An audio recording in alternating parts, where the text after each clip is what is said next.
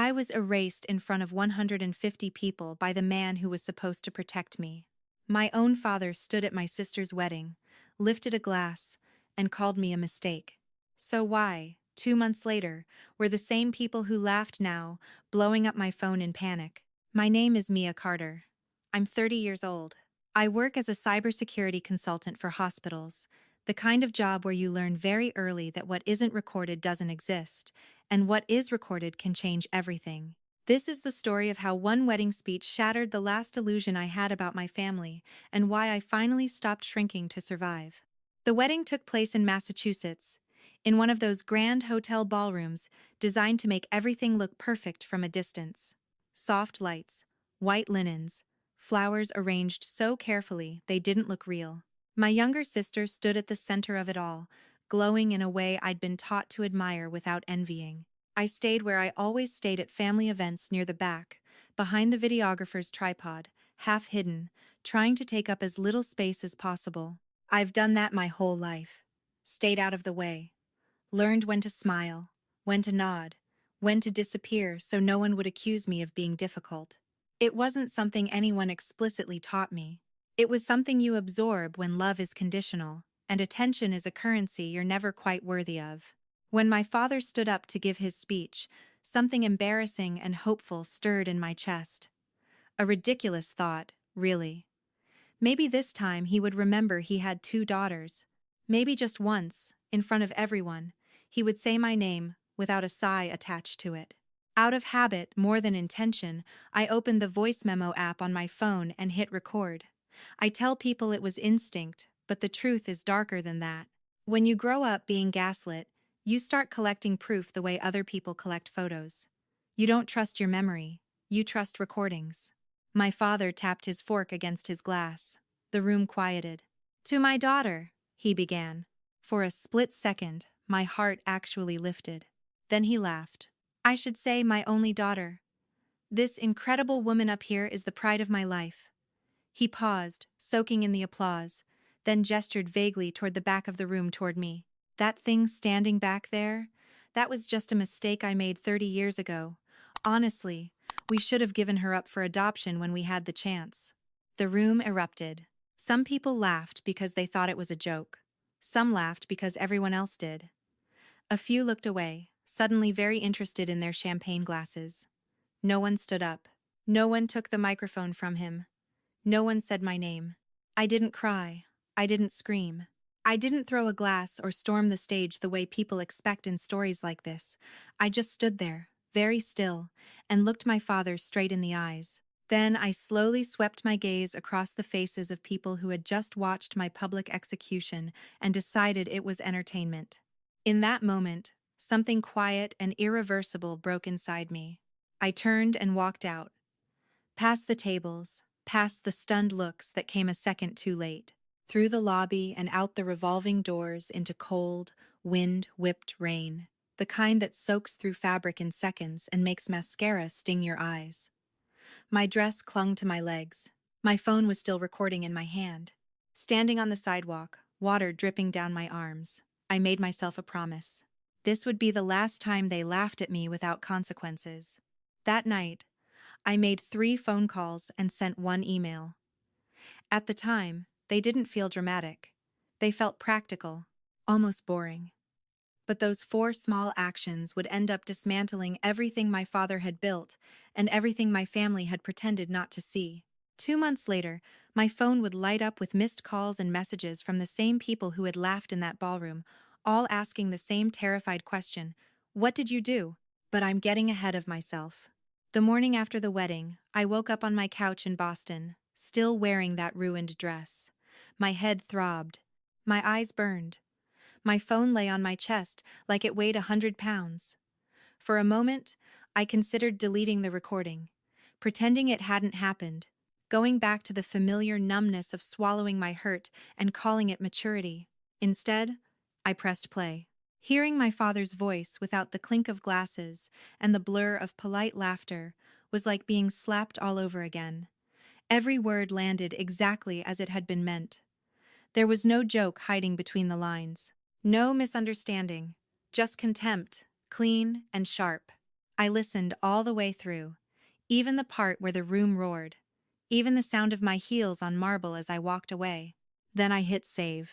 I renamed the file Wedding Speech, Evidence, and backed it up to the same encrypted storage I use for work. Yesterday, it held patient data and security logs. Today, it held proof that the man who raised me saw me as disposable. For 30 years, I had told myself stories to survive. He's old-fashioned. That's just his humor. You're too sensitive. But listening back, alone, there was no way to soften it anymore. If he was willing to say that into a microphone, in public, what else had he been willing to do when no one was recording? Standing under that rain the night before, I'd already made my first call. To the only adult in my childhood who had ever looked quietly uncomfortable when my father went too far, his younger brother. To me, he was Uncle Steve. When he answered, his voice was thick with sleep and concern. "Mia? Are you okay? I saw the live stream cut out, but did you hear what he said?" My voice didn't shake. That surprised me. "Did you hear the speech?" I asked. There was a long pause, then a slow, tired exhale. "Your cousin sent me the clip," he said. "I've watched it 3 times.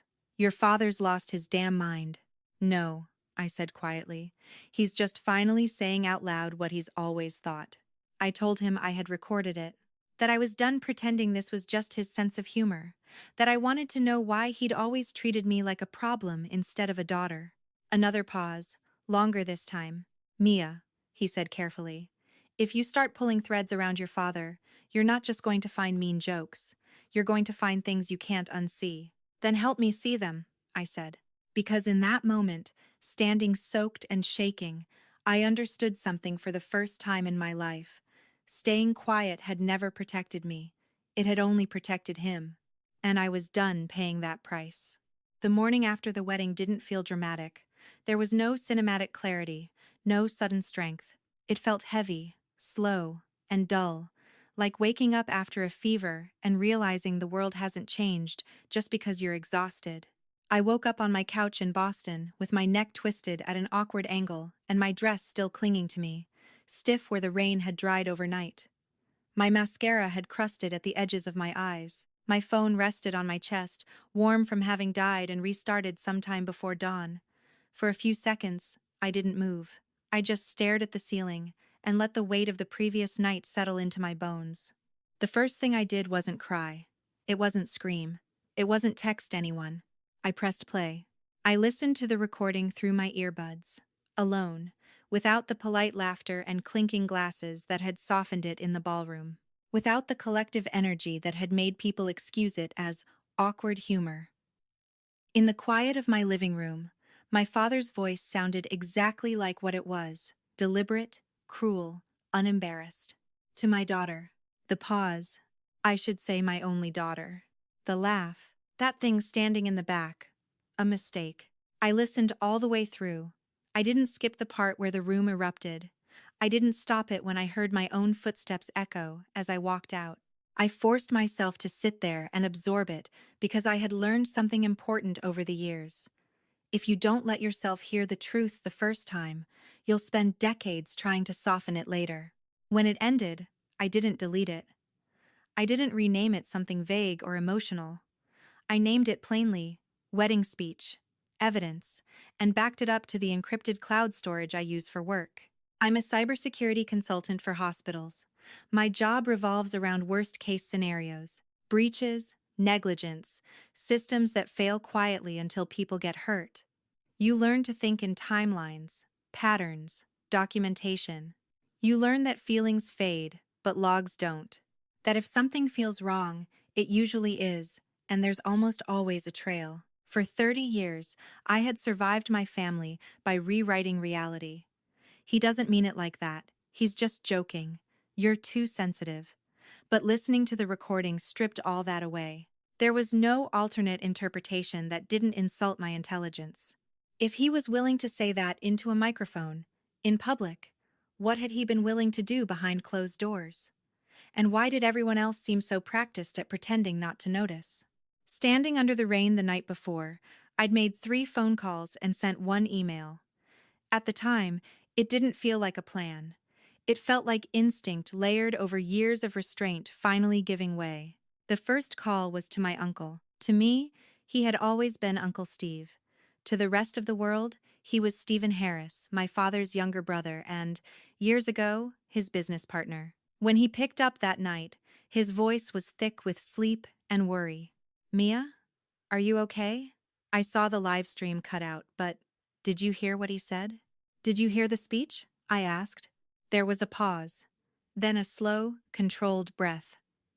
"Your cousin sent me the clip," he said quietly.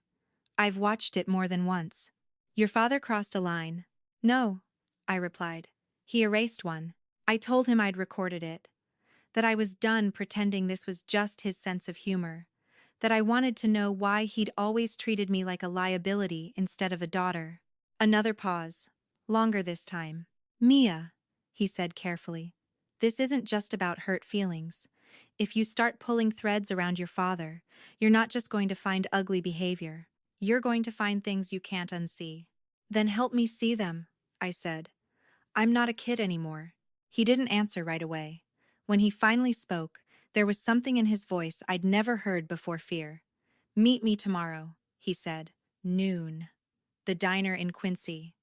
And don't talk about this on a phone your father pays for." When I hung up, I made the second call. Lauren Brooks had been my college roommate before she became one of the sharpest financial crime attorneys in the state. We hadn't spoken in months, but the moment she heard my voice, she knew something was wrong. "What happened?" she asked. I sent her the audio file right there, watching the upload bar crawl across the screen as rainwater slid down my wrist. When it finished, I said, "Listen to it. Then tell me what this actually is." She didn't call back immediately. When she did, her voice was calm in that way that meant she was thinking several steps ahead. "This isn't just a bad joke," she said. "It shows a pattern: humiliation, control, retaliation.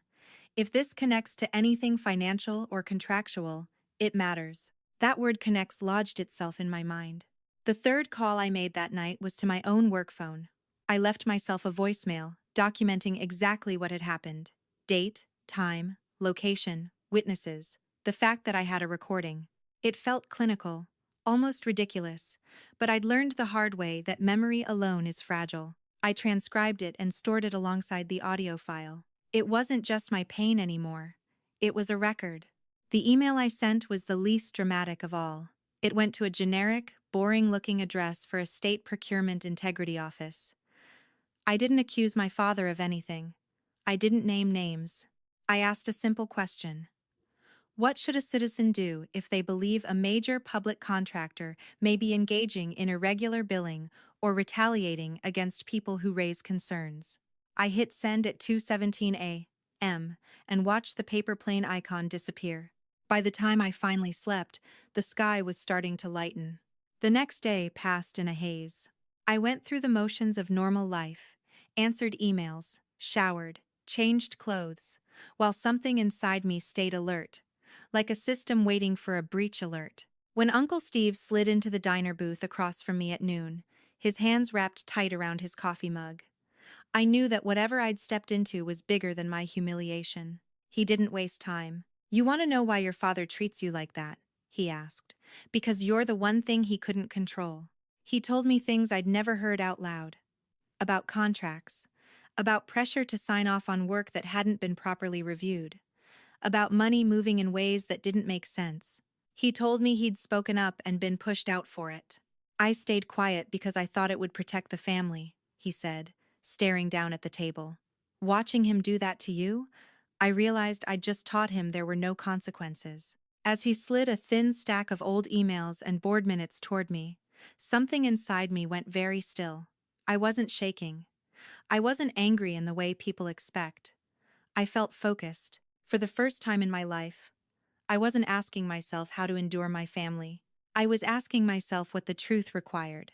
And once you ask that question, there's no going back to pretending you don't hear the alarms. The diner in Quincy hadn't changed since I was a kid. Same cracked vinyl booths, same burnt coffee smell, same old clock above the counter that always seemed a few minutes slow. It was the kind of place where conversations stayed low and nobody paid attention unless you wanted them to. My uncle had chosen it on purpose. He was already there when I arrived, sitting in a booth by the window, both hands wrapped around his mug like he needed the heat to steady himself. For the first time in my life, Uncle Steve looked small. Not physically, he was still broad-shouldered, still had that familiar crease between his eyebrows, but the confidence I remembered from childhood stories about the early days of the business was gone. He didn't smile when he saw me. He didn't waste time on small talk. "You really want to know why he treats you like that?" he asked quietly. Before I'd even slid into the booth, I nodded. I didn't trust my voice yet. He let out a slow breath, the kind people take when they've been carrying something too heavy for too long. "Because you're the one thing your father never managed to control." That sentence landed harder than anything he said after. He told me how, years ago, when I was still young enough to believe my father's stories about sacrifice and hard work, he and my dad had built the company together. Not from nothing, exactly, but from ambition and opportunity. My father was good with people, good with pressure. Uncle Steve was good with details, numbers, processes, paperwork, the boring things that keep systems honest. "It worked," he said, "until it didn't." "The problems didn't start with crime," he explained. "They started with shortcuts, rushed approvals. A little pressure here, a little adjustment there." My father framed it as efficiency, as doing what was necessary to keep contracts moving and competitors out. And for a while, Uncle Steve went along with it.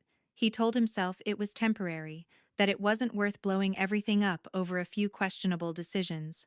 Then the questions started coming from city engineers, safety inspectors, auditors who wanted explanations my father didn't like giving. "And when I said we needed to slow down," my uncle continued, eyes fixed on the tabletop, "your father didn't argue. He smiled, and then he started making it clear that I was the problem. He told me about meetings that happened without him, documents he wasn't allowed to see, conversations that stopped when he walked into the room. Eventually, there was a separation agreement slid across a table signed this: stay quiet and keep your reputation intact. Refuse, and be painted as unstable, disloyal, a liability." "I thought I was protecting the family by leaving quietly," he said. "I thought if I stepped away, things would settle." He glanced up at me then, his eyes red. "Watching him do that to you at the wedding, I realized all I'd really done was teach him there were no consequences." From his jacket, he pulled out a thin folder. Not dramatic, not thick. Just a handful of old emails, board minutes, and correspondence he'd legally kept copies of from his time at the company. He slid them toward me across the table. "I didn't bring everything," he said. "Just enough to show you this isn't in your head."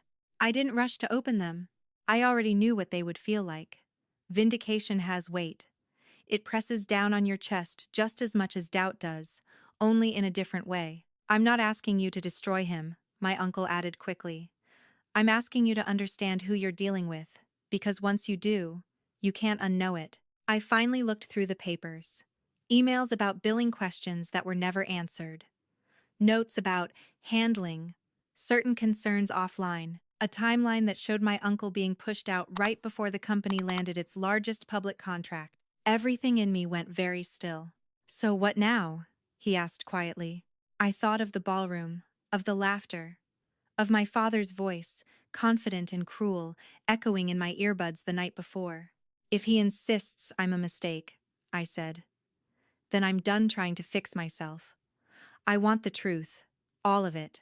That afternoon, I took the folder straight to Lauren. Her office was small and windowless, the kind of place where nothing flashy happened, but everything mattered. She read through the documents once in silence, then again more slowly, tapping her pen against the desk as she went. When she finally looked up at me, her expression had shifted from curiosity to concern. "Okay," she said. "This isn't just family dysfunction. This could be a pattern of retaliation and financial irregularities. But we do this carefully." She laid out the rules clearly. No illegal access, no shortcuts that could compromise credibility. Public records, documents your uncle lawfully has. Anything you obtain must be clean, traceable, defensible. I nodded. This part, at least, I understood. In cybersecurity, cutting corners always comes back to bite you. We started with what was public: city procurement databases, contract awards, change orders, inspection reports. I spent my nights after work downloading PDFs, building spreadsheets, highlighting dates and signatures at my kitchen table. My days were filled with hospital audits and phishing awareness trainings. My nights with patterns, and patterns emerged. Projects that doubled in cost with vague justifications. Change orders approved late on Fridays. Consulting fees paid to companies that seemed to exist only on paper. Repeated notes from engineers asking for more time, more testing, more documentation, and being overruled. Each connection tightened something in my chest. Every time I saw a familiar signature, I heard my father's voice again. That thing in the back, just a mistake. Then came the discovery that shifted everything from emotional to undeniable. I opened a publicly filed document listing the distribution of company shares. I wasn't expecting to see my name. I'd been told for years that I wasn't interested in the business, that I'd chosen a different path, but I wasn't prepared for how stark the absence felt. There it was in black and white. My sister, Hannah, held a significant stake gifted years earlier in recognition of her contributions. My name didn't appear anywhere. Instead, there was a line referencing a waiver of future claims to family assets, signed by me, dated the week I graduated college. I remembered the moment immediately. A loud restaurant. My father sliding paperwork across the table, calling it standard, telling me it would make things easier later. I'd been overwhelmed, tired, eager to avoid another argument. I'd signed without reading, trusting that whatever it was couldn't possibly matter. My hands tightened around the printout until the paper creased. When I sent it to Lauren, she didn't sugarcoat it. "This looks like manipulation," she said. "And if we can show a pattern: humiliation, coercion, retaliation, it matters." We built a timeline: my graduation, the waiver, Uncle Steve's forced exit, the biggest city contracts, the safety concerns, the wedding speech. What I had spent my life experiencing as personal failure was starting to look a lot like strategy. 2 weeks into our work, an email arrived from the compliance office I'd contacted. Not an auto response this time. A real person. A request to speak confidentially. I stared at the screen for a long time. "This is where it changes," Lauren said when I forwarded it to her. "If you go forward, this stops being just about your family." I thought of the way my father had raised his glass, of my mother looking away, of my sister laughing because she didn't know what else to do. He had made me the villain in his story a long time ago. "If I'm going to be the villain," I said finally, "I might as well be the one who tells the truth." I agreed to the meeting, and without realizing it, I crossed the last line between surviving my family and confronting it. Once I agreed to meet with the compliance officer, everything in my life seemed to shift just slightly out of alignment, like a picture frame that's been nudged and can't be ignored anymore. Nothing had officially happened yet. No investigations announced. No doors kicked in. And still, the air around my family changed. Lauren was very clear with me about one thing. "If we do this," she said, "we do it clean. No shortcuts, no lines crossed. The truth only matters if it can stand up on its own." I understood that instinctively. In cybersecurity, the fastest way to destroy a legitimate case is to contaminate it. One bad decision, one illegal step, and suddenly the focus isn't on the wrongdoing anymore, it's on you. I wasn't interested in becoming my father's favorite excuse. So, we started with what was public. Every night after work, I sat at my kitchen table with my laptop open, my dinner going cold beside me, and downloaded everything I could legally access.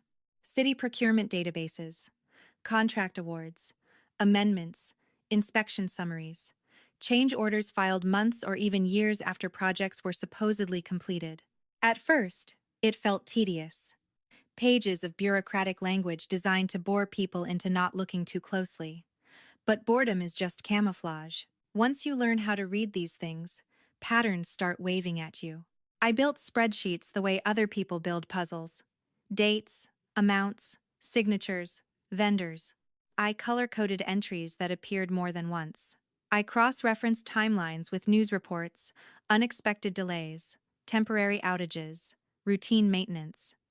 The language was always vague. Vague is where responsibility goes to hide. During the day, I was still auditing hospital systems, teaching staff how to spot phishing emails, explaining for the thousandth time why passwords mattered. At night, I was doing the same thing for my own life, looking for weak points, reused credentials, places where someone assumed no one would bother to check. And the more I checked, the more uncomfortable it became. There were projects whose costs doubled with no clear explanation. Change orders approved late on Fridays, right before offices closed, when oversight was thin. Consulting fees paid to companies with no real online presence, registered to post office boxes clustered suspiciously close to my father's office. Each discovery tightened something in my chest, not because I was shocked, exactly, but because it all felt familiar. The same way my father had always operated at home, pushing boundaries, daring people to call him on it, counting on their discomfort to keep them quiet. At the same time, Uncle Steve requested his own personnel records and board correspondence from the years leading up to his departure, citing whistleblower protections. What came back was incomplete. Heavy redactions, missing attachments. But Lauren knew how to read absence as well as presence. "These blacked out sections?" she said, tapping the page. "They're not hiding boring things." At her urging, I filed a formal public records request for safety inspections involving Carter Municipal Systems. Weeks passed. The waiting was almost worse than the digging. It gave my mind too much room to wander. That's when I started noticing the change at home. I still technically rented the small attic apartment in my parents' house. It had always been an uneasy arrangement, but now the tension was sharp enough to cut. My father began locking his home office door. My mother flinched every time the landline rang. Conversations dropped into silence when I walked into the kitchen. They didn't know what I was doing. Not specifically, but they could feel it. People who live by control are very sensitive to losing it. One night, while comparing invoices against inspection dates, I came across an article that made my stomach drop. A pedestrian accident at an intersection where a new smart traffic system had malfunctioned. No deaths reported, thankfully, but injuries, lawsuits quietly settled, and a line buried deep in the article. Officials declined to comment, pending review. The contractor listed was my father's company. I sat there for a long time, staring at the screen. Up until that point, I'd been angry about what he'd done to me. Now, something colder settled in. If corners had been cut, if safety reports had been rushed or falsified, the consequences weren't just emotional. They were real. This wasn't about revenge anymore. It was about responsibility. A few days later, another document surfaced that reframed everything I thought I understood about my family.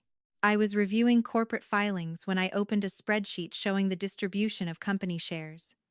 I wasn't looking for myself. I already knew I wouldn't be there. I'd been told my whole life that I didn't want to be involved, that I'd chosen my own path. But seeing it laid out in numbers still hit harder than I expected. 5 years earlier, my sister Hannah had been gifted a substantial share of Carter Municipal Systems, officially recognizing her contributions to marketing and strategy. The language was glowing. The percentages were generous. My name didn't appear anywhere. Instead, there was a reference to a waiver of future claims to family assets, signed by me, dated the week I graduated college. I remembered it instantly. A loud graduation dinner. My father sliding paperwork toward me between congratulations and jokes, calling it standard, saying it would simplify things later. I'd been overwhelmed, proud, desperate to avoid an argument on what was supposed to be a happy night. I'd signed without reading. My hands clenched around the printout until the paper bent. When I sent it to Lauren, she went very quiet. "He manipulated you into signing away your rights," she said finally. "And if we can show that was part of a larger pattern, especially paired with humiliation and retaliation, it matters." Retaliation. The word echoed in my head as we laid everything out on a timeline. My graduation, the waiver, Uncle Steve's forced exit, the major city contracts, the safety concerns, and finally, the wedding speech. What I had spent decades internalizing as personal inadequacy was starting to look like something else entirely. Strategy, control, punishment for not falling in line. 2 weeks into our deep dive, my phone buzzed with an email from the Procurement Integrity Office. It wasn't automated this time. It was from a real person, a compliance officer, asking if I'd be willing to speak confidentially about potential irregularities involving Carter Municipal Systems. I stared at the screen, my reflection faintly visible in the dark glass. This was the moment where everything private collided with everything public, where humiliation stopped being a family matter and became a question of law. I forwarded the email to Lauren. She called within minutes. "If you talk to them," she said carefully, "this stops being hypothetical. It becomes real. Subpoenas, hearings, your family knowing it was you."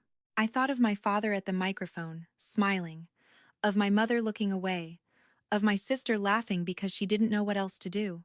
"He decided to make me the villain a long time ago," I said. "I'm just done playing my assigned role."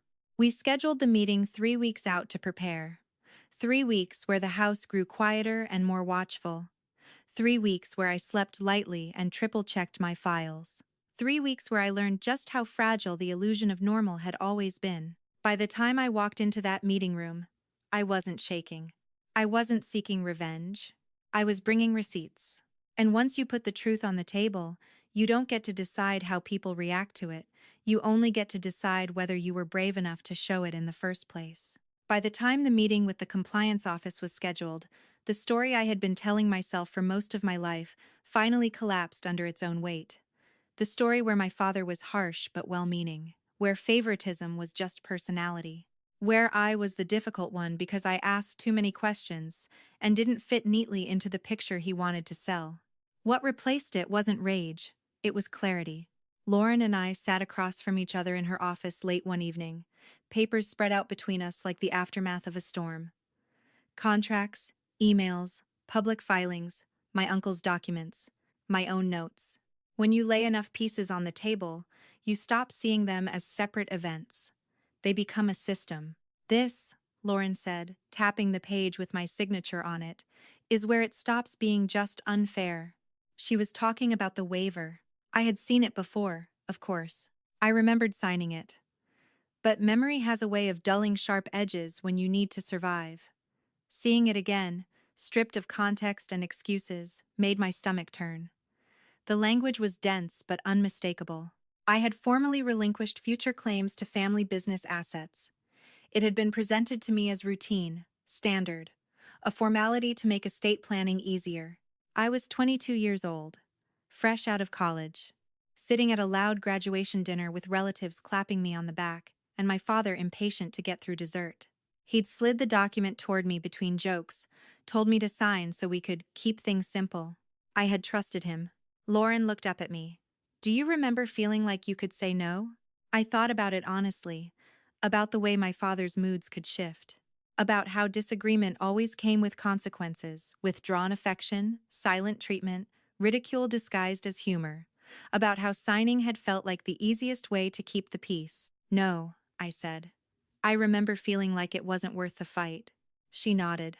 "That matters." We added it to the timeline. Graduation, waiver signed. Shortly after, my uncle pushed out. Then the largest public contracts the company had ever secured. Then, the steady movement of money and control toward my sister. And finally, years later, the wedding speech. "What he did to you in that room," Lauren said quietly, "wasn't random. It was consistent."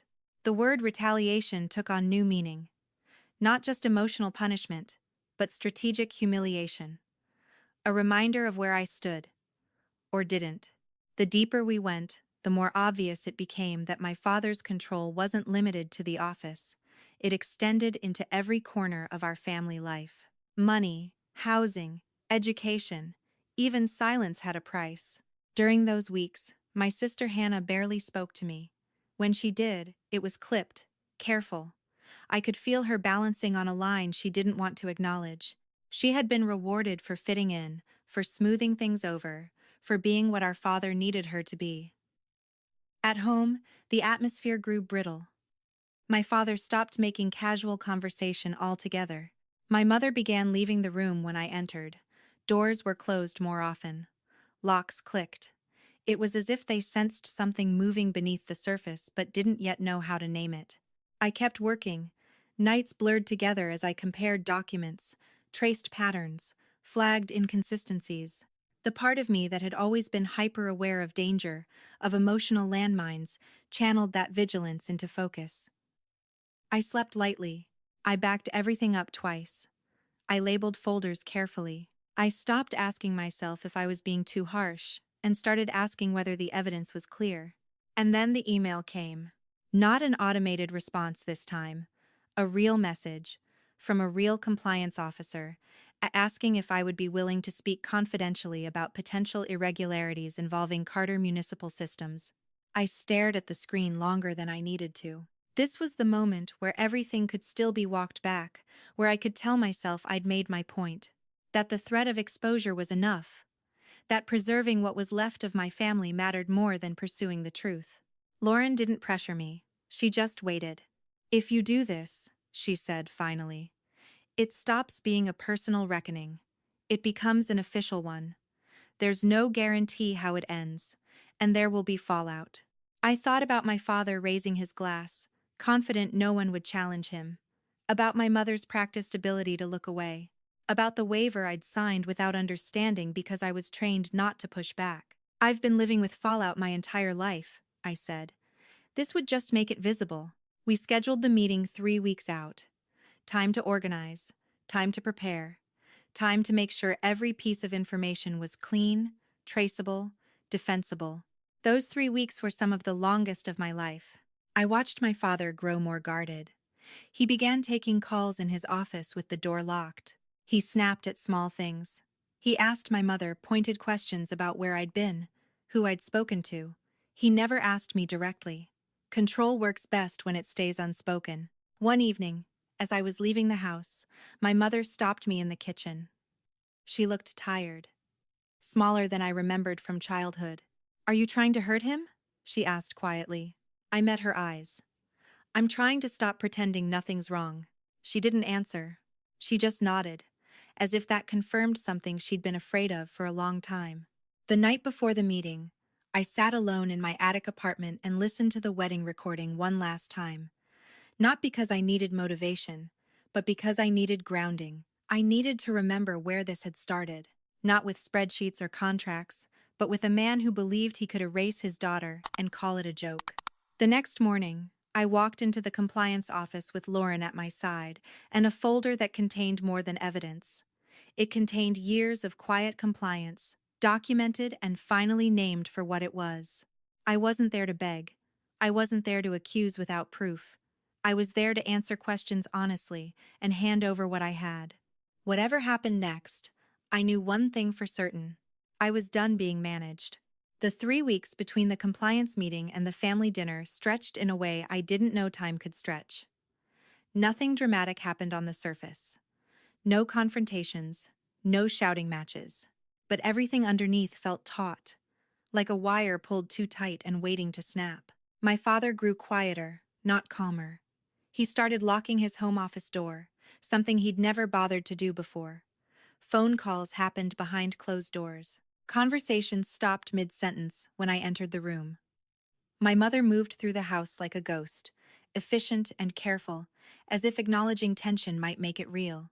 They didn't know what I'd done, not exactly, but people who live by control develop a sixth sense for when it's slipping. The dinner invitation came from my mother, not my father. That alone told me everything. "Maybe we should all sit down and talk," she said over the phone, her voice brittle in that way I knew meant she'd rehearsed the line. "Clear the air. Move forward. Move forward." That was always the phrase. It never meant accountability. It meant silence with better manners. "Sure," I said after a pause. "I'd like that." I didn't tell her I already knew it wouldn't be a conversation. It would be a negotiation. The night of the dinner, I arrived 10 minutes early. Old habit. I like to see a room before people fill it with expectations.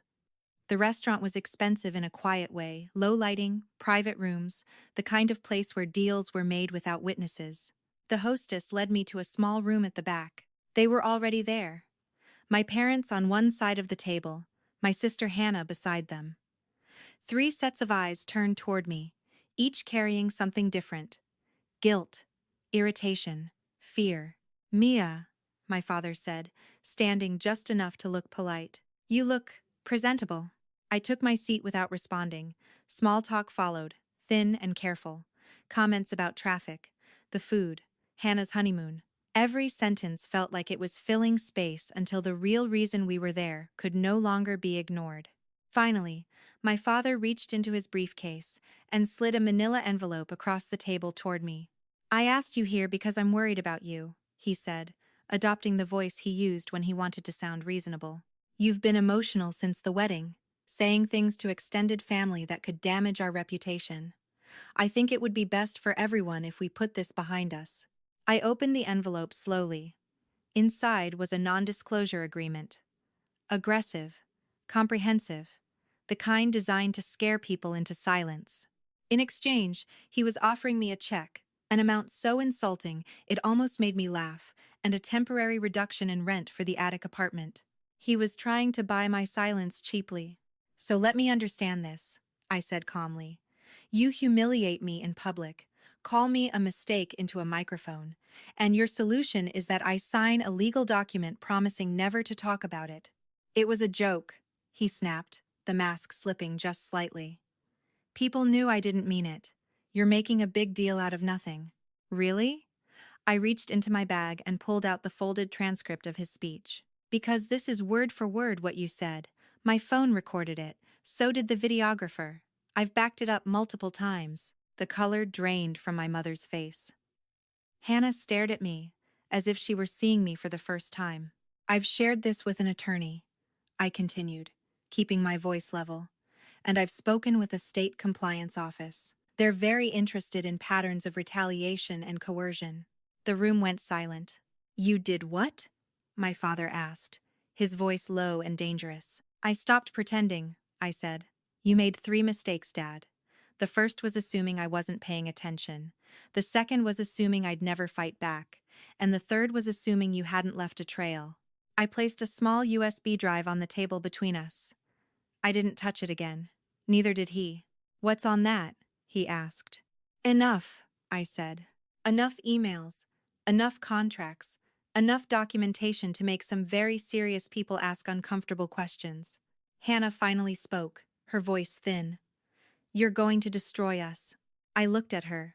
He already destroyed me. I just stopped absorbing it quietly. My father leaned forward. You don't know what you're doing, he said. Families handle things internally. You're turning this into a war. You made it a war the moment you decided humiliation was an acceptable parenting tool, I replied. I stood, leaving the envelope untouched. You invited me here to bring me back in line, I said. Consider this my notice that I've stepped off it. As I walked out of the room, my father's voice followed me. Mia, don't you dare do anything you can't undo. I didn't turn around. You should have thought of that before you grabbed the microphone. The fallout was immediate. My father stopped speaking to me entirely.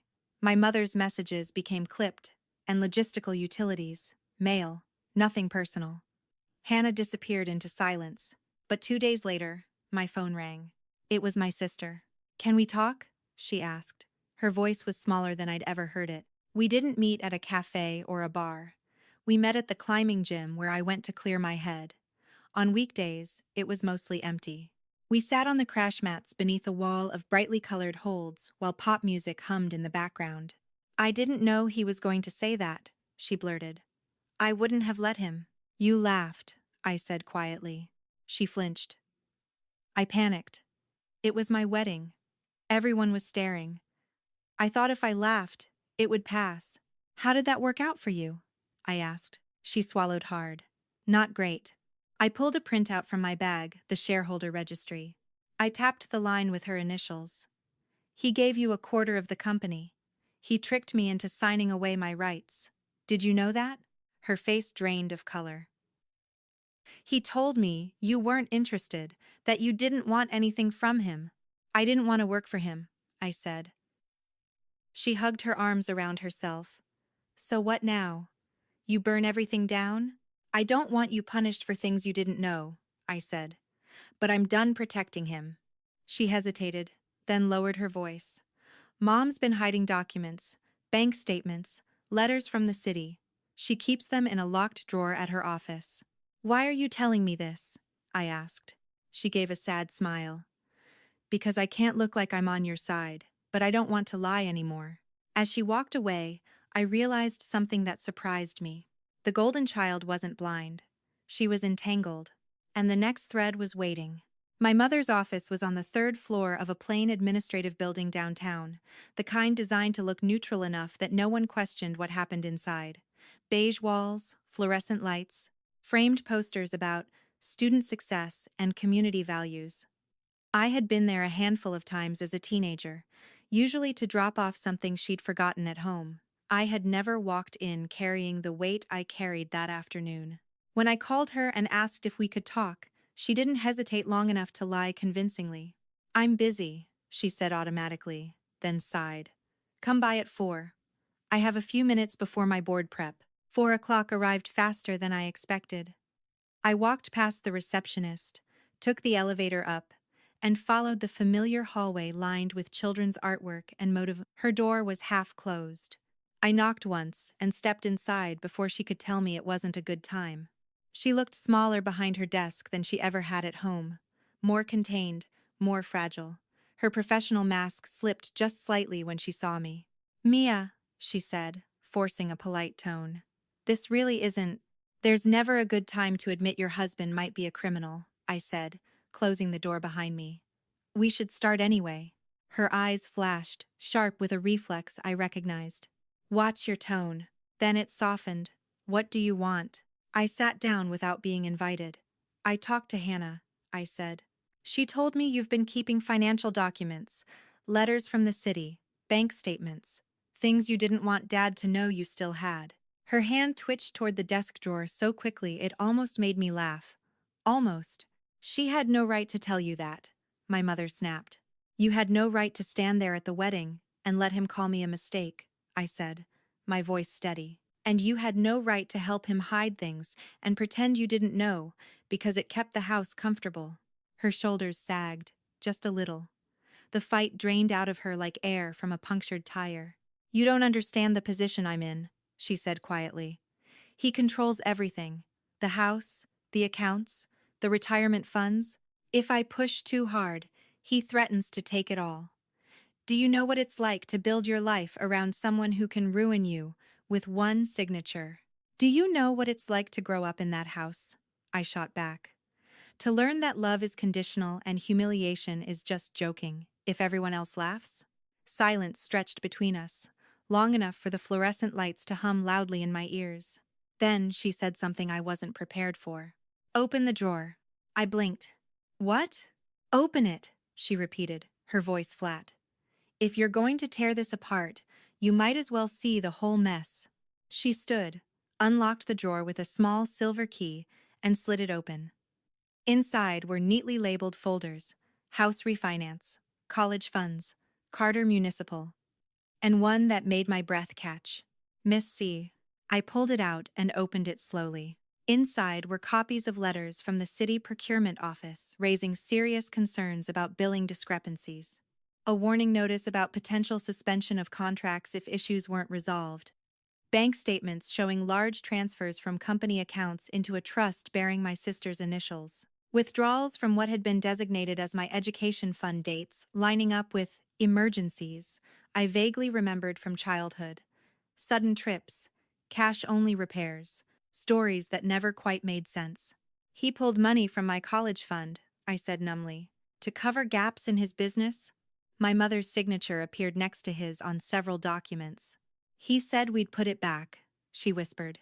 He said it was temporary. And you had your scholarship, so I thought, it was easier not to think at all. I finished for her. I flipped to the back of the folder and froze. Stapled to a letter from the city was a copy of the waiver I'd signed at graduation. Attached was a handwritten note in my father's familiar slanted script. Once this is signed, she's off the table legally. Focus on H, she's the future. The room tilted. My mother pressed a hand to her mouth. I didn't see that note, she said. He didn't show me everything. But you saw enough, I replied quietly. Enough to choose him over me. Tears filled her eyes, but she wiped them away angrily. Do you think I had real choices, Mia? I married him at 22. I didn't finish my degree until you were in middle school. He controlled the money, the mortgage, everything. If I left, where was I supposed to go? How was I supposed to take care of you? You were supposed to stop him from tearing me down every time he got bored, I said. Even if you couldn't leave, you could have drawn a line. She slumped back into her chair. What are you going to do with this? She asked, nodding at the folder in my hands. I already met with a compliance officer, I said, and my attorney thinks there's a strong whistleblower case. This just made it stronger. Her face went pale. He'll lose everything, she said. The company, the contracts, maybe even his freedom. He should have thought of that before he decided laws were optional, I replied. And before he decided I was disposable. She stared at the window behind me, eyes unfocused. If I give you a statement, she said slowly, if I tell them what I've seen, maybe they'll see I'm cooperating. Maybe they won't charge me. Maybe, I said honestly. I can't promise anything, but it will show the truth. That this wasn't a mistake, it was a pattern. For the first time, my mother looked directly at me, not as a child she'd failed, but as an adult she could no longer control. I am so sorry, Mia, she said, her voice breaking. Sorry isn't a time machine, I replied. But if you mean it, you'll put it in writing. That night, back in my attic apartment, I added my mother's documents to the growing digital case file. I typed up a summary of everything she'd told me. Every date, every admission. Each keystroke felt like hammering another nail into the coffin of the life we'd pretended was normal. I sat there long after I finished, staring at the screen. I thought about the locked drawer, about how long she'd kept it, about how many times she'd chosen comfort over confrontation. If your parent looked away from your pain for years because it was easier than losing their lifestyle and now asked for your help to save themselves, would you shut the drawer and walk away?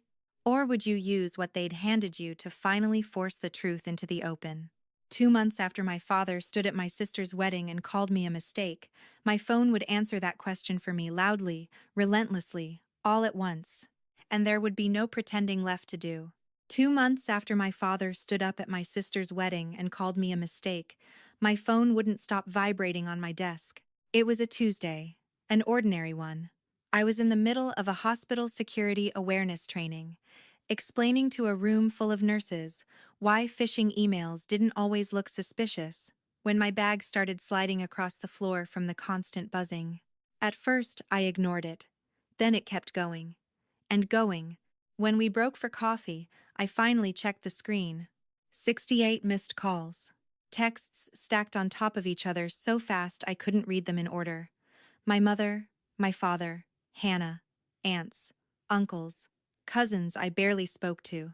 The family group chat, which had been quiet for years, was suddenly on fire. What did you do? Call your father, right now. They're freezing accounts. You've gone too far. This is a misunderstanding, fix it. Then, a news alert popped up. City suspends contracts with Carter Municipal Systems pending fraud investigation. There was a photo beneath the headline. My father in a dark suit, jaw clenched, walking toward the state attorney general's office. He looked smaller than I remembered, not weak, just exposed. I stared at the screen while the room around me faded. The quiet meeting I'd had weeks earlier with Lauren beside me, folders neatly stacked, the compliance officer listening more than he spoke, had turned into something public, something real. They hadn't promised me anything that day. No outcomes. No guarantees. They'd simply said, "We'll look into it." Apparently, they had. In the stairwell, I listened to the voicemails one by one.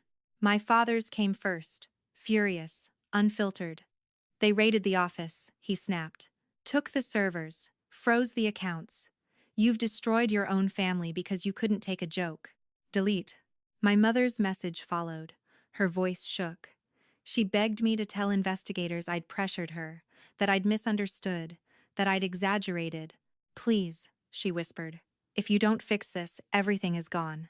Hannah's voicemail was last. Her voice was thin, frantic. She talked about the frozen trust, the condo down payment that had just vanished, reporters calling her office. I know you talked to them, she said. Please call me back. I need to understand. I leaned my head against the cool concrete wall and closed my eyes. This was the price of pulling every thread. My father requested a meeting through his lawyer 2 days later. We sat across from each other in a small conference room that smelled faintly of stale coffee and carpet cleaner.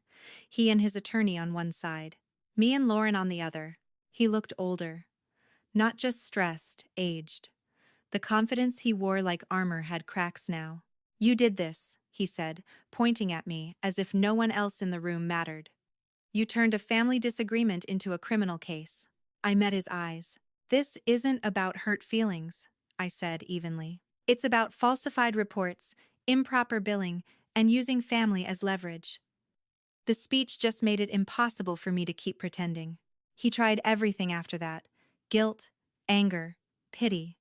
He talked about my mother's situation, my sister's future, employees who would suffer. In every version of the story he told, I was unstable, jealous, ungrateful.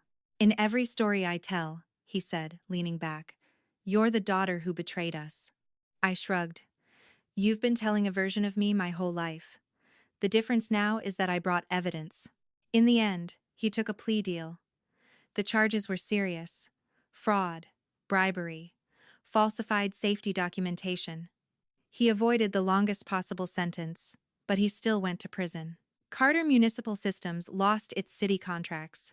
The company that had been the center of our family mythology collapsed quietly, without ceremony. Uncle Steve negotiated to buy a small, clean piece of the business under heavy oversight. He called me afterward, his voice tired but steady. You did the right thing, he said, even if it doesn't feel like it yet. My mother cooperated fully. She avoided charges, but she had to resign from her position at the school district. She moved into a smaller place. She started therapy. For the first time, she began talking about fear instead of denial. Hannah lost the condo, lost the financial cushion she'd never realized was conditional. For months, she spoke to me only through lawyers. Then one day, she walked into my climbing gym wearing an old t-shirt and rental shoes. I read the reports, she said. All of them. You were right. I didn't need to be right, I replied. I needed to be believed. It wasn't forgiveness, but it was more than silence. I moved out of the attic and into a small apartment with too much light and no ghosts. I kept my hospital cybersecurity job, but I started helping whistleblowers secure their digital evidence on the side. I taught them what I'd learned the hard way, that truth needs protection, long before it needs courage. The wedding recording became a short clip in a training module about how emotional abuse and financial crime often live in the same house. I don't play it in full. He doesn't get that kind of space in my life anymore. People ask me sometimes if I regret it, if I would go back and stay quiet to keep the family together. Here's the truth. My family was never together. It was held in place by fear, favoritism, and money. Blowing the whistle didn't break something whole. It shattered an illusion. Blood made us related. Respect could have made us a family. That was missing long before investigators got involved. Self-respect is the first family I chose. So I'll ask you this: if standing up for yourself meant losing the people who taught you to stay small, but gaining a life where you can finally breathe, would you do it? And if you've ever been treated like the mistake in your own family, what would really choosing yourself look like? Because sometimes, the moment your phone explodes with calls is the moment you finally know you did the right thing. Sometimes people think this story is about revenge, about a daughter who went too far and destroyed her own family. But if you've listened closely, you know that isn't the truth. This story isn't about anger exploding in a moment. It's about what happens when years of silence finally run out of space to hide. What broke this family wasn't a recording, or an investigation, or a legal case. What broke it was a long pattern of humiliation, control, and denial that everyone learned to live with until one person stopped carrying it alone. The wedding speech wasn't the beginning. It was the moment the mask slipped, the moment pretending became impossible. Choosing yourself doesn't feel heroic while you're doing it. It feels lonely. It feels like being misunderstood by the very people who should know you best. But self-respect is not betrayal. It's survival. And sometimes, telling the truth is the only way to end a story that was never safe to live inside. If any part of this story felt familiar, if you've ever been made to feel small in the place you were supposed to belong, then you're not alone. These are the stories we tell here. Stories about quiet courage, painful clarity, and choosing dignity over comfort. If you want to hear more stories like this, please subscribe to Revenge Tale Network. We don't tell fairy tales. We tell the stories people are finally brave enough to say out loud.